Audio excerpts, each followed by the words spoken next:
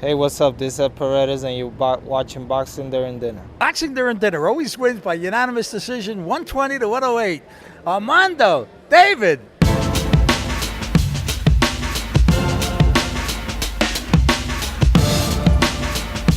I'm here with Ed Paredes, who fights this Friday at the Hard Rock Seminole Casino here in South Florida. Ed, first of all, how do you feel for this fight on Friday? I feel good. I feel ready. I've done everything that I had to do.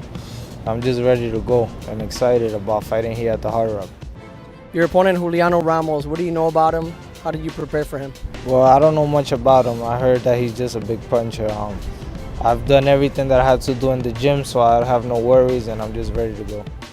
Your last fight against Antonio Pitolo, probably the toughest fight of your career. It was a very close fight, a very good fight, but for you, it was probably a hell of a learning experience. What did you gain from that fight? Yes, I was trying to stand there and trade punches with him, and I've learned a lot from that fight. I've worked on a few things, moving my head a little more, and it was a good experience, that fight. What can the fans expect this Friday here at the Hard Rock? Well, I say first, second round knockout. First or second round? Yes, first or second round. I'm here with a very special guest. We already had him via telephone on Boxing During Dinner, but now we have him here in the flesh. Harold Lederman.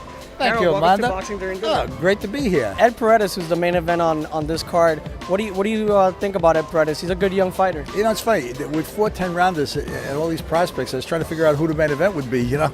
I'm glad you told me it was Ed Paredes. I like him. He's a welterweight with a good record. He's looked good. He took Carlos Molina, to a decision. Went the distance with a guy that's really a hot fighter.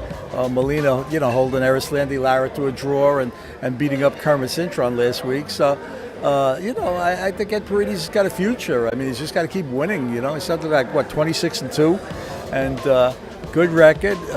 If Andre Berto is successful in his shot at the IBF welterweight title with Jan Zavik on HBO September the 10th in Mississippi. Hopefully Paredes could get a fight against Andre Berto somewhere in Florida. It'd be an all-Florida welterweight title fight, which would be interesting. So there's no question. He's got to keep on winning, and he's fighting on a regular basis, which is important, keeping his skills sharp, and hopefully, maybe get a shot at the welterweight title.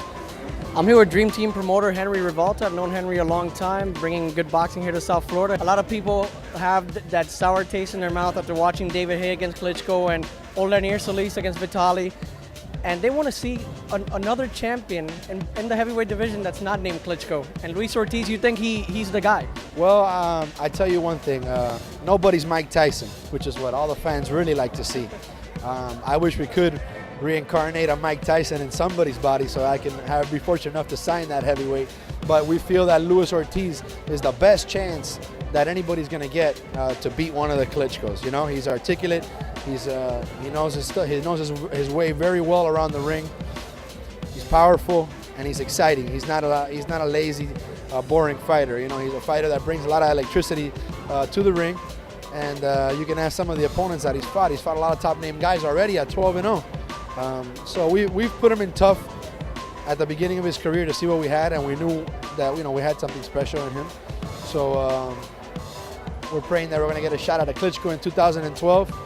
If they're listening, we're coming.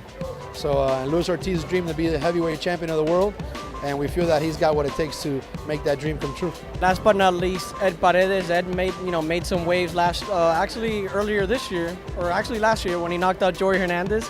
He beat Antonio Pitolo in a close decision.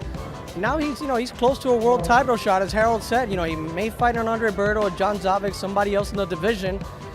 He's a nice kid to have in your stable. He sure is, and he's a perfect gentleman, this kid. He works really, really hard. Come fight night in the ring, he transforms, and he turns into somebody who's possessed, and he wants to make sure he gets his victory, and I commend him for that. But outside of the ring, he's a true professional. He works really hard, focuses on what he needs to focus on, has God first in his life. So we feel very confident in his ability, and we're very happy to be able to promote Ed Paredes. And Henry, this was an awesome press conference here at Bongo's. Good food, but we owe you. We're gonna have you on Boxing During Dinner, and we'll provide the food. So you're gonna come on soon. We have beautiful models, beautiful shows. So we'll bring you on very soon. Well, all right, no problem, man. I'm looking forward to that good food. I like Samurai, Bonefish Grill, just a couple of things in case you guys want to order from there. But keep your eye on Boxing During Dinner. It's very exciting. I had a chance to look at it the other day on the computer, on the internet.